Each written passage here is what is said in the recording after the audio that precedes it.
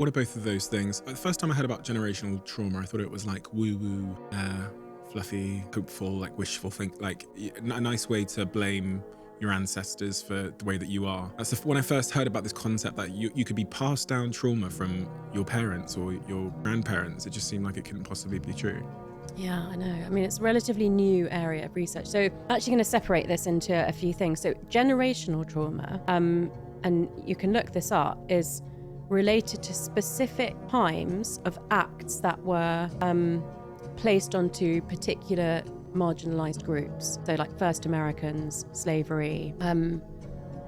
There's in Asia, there are some particular groups that were treated in a certain way. And so the impact of generational trauma is when something happened to one generation, there's a psychological spillover, and it can be something to do with you always feel isolated, or you always feel lonely, or you always feel at the margin, or you always feel left out. That's because a whole generation were treated in a certain way, and that has an impact. Intergenerational epigenetic trauma is about how some external event actually changes the expression of your genes. So we have a genotype and a phenotype.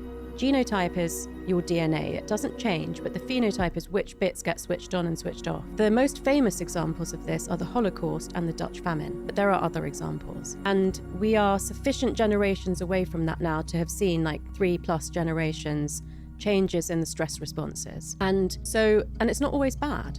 So sometimes people are more resilient because their grandparents or great-grandparents went through something terrible. Sometimes people are more anxious.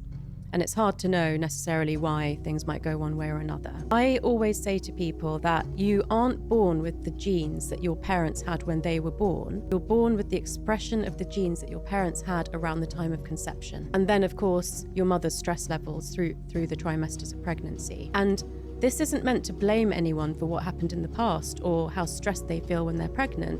It's meant to raise awareness of the fact that if you have something in your family's history, or you did have a particularly stressful pregnancy, you can use neuroplasticity to improve the chances of your baby expressing genes that will be more helpful for them in life than if you didn't know about all of this stuff.